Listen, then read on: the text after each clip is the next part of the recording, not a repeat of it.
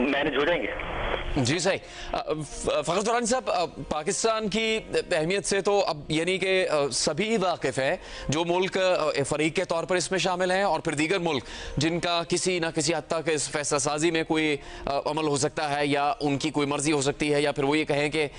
उनके मफाद में ये चीज़ है और उनके मफाद में किस तरह से फैसला किया जाना ज़रूरी है। तो इसको मद्देनज़र रखते हुए भी क्या पिछले चंद दिन में कोई इकदाम किए गए हैं आपकी नज़र में? क्योंकि सऊदी वज़ीर ख़जाना भी पाकिस्तान में थे, बज़ाहिर ये बताया गया कि उसका बराह रास्त इससे ताल्लुक नहीं है और ये भी कहा गया कि ईरानी वफ्द में भी कई अहम ऐसी शख्सियात शामिल हैं जिनका जो मुआशी इकदाम होंगे और मुआशी असरात होंगे इन तमाम मुज़ाकरात के, वो बराह रास्त उसकी तैयारी के साथ मौजूद हैं इस वफ्द में। बिल्कुल जुनेद साहब, देखें ये जो बज़ाहिर नज़र आ रहा है कि दोनों साइड से हाई लेवल के जो डेलीगेशन आए हैं, ख़ासतौर के ऊपर अमेरिका ने जो अपने वाइस प्रेसिडेंट को भेजा है, ये ऐसे नहीं भेजा। बैकग्राउंड में कुछ ना कुछ बातचीत और जो पसे पर्दा कुछ होता रहा है, उसकी वजह से मैं समझता हूँ कि काफ़ी सारी चीज़ें जो हैं वो ऑलरेडी दोनों के दरमियान कुछ ना कुछ अंडरस्टैंडिंग हो चुकी है। यही वजह है कि अगर आप ईरान का जो डेलीगेशन देखें, उसमें वो अपने जो सेंट्रल बैंक या जो स्टेट बैंक है उनके गवर्नर को वो भी लाए हैं, फिर उसके साथ साथ नेशनल सिक्योरिटी के एक अहम तरीन जो मेंबर हैं उनको लाए हैं। फिर इसके साथ साथ जो एक बड़ी इंपॉर्टेंट डेवलपमेंट हुई है, आप अभी बात कर रहे थे लबनान के हवाले से और सदर ट्रंप की जो एक अनप्रेडिक्टेबल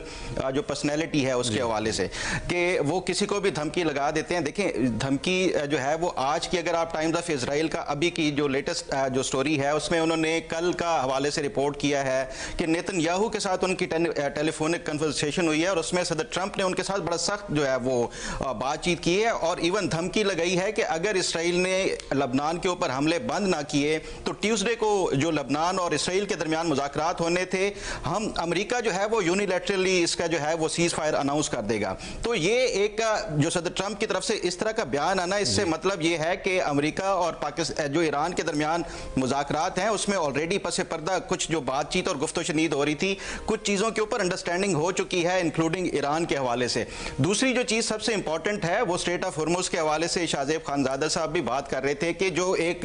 ईरान को न्यूक्लियर से भी ज्यादा इंपॉर्टेंट जो एक डिटेरेंस के तौर के ऊपर मिली है स्ट्रेट ऑफ हॉर्मुज़, देखें उसकी अगर आप जो इंपॉर्टेंस और जियोग्राफी को देखें तो ये इसलिए भी इंपॉर्टेंट ईरान के लिए बन गई है कि आप इसकी जो लोकेशन है उसमें आपको गारें भी मिलेंगी, केव्स भी मिलेंगे, इस तरह के कुछ गुंजान और जो खासतौर के ऊपर जो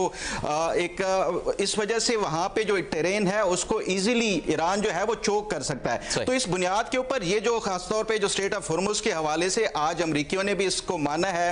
जो ईरान की तरफ से एक इसकी जो रीजन बताई गई है कि वो जो इसमें हमने जो माइंस बिछाई थी वो उनको अभी क्लियर करना वो आसान नहीं है। तो ये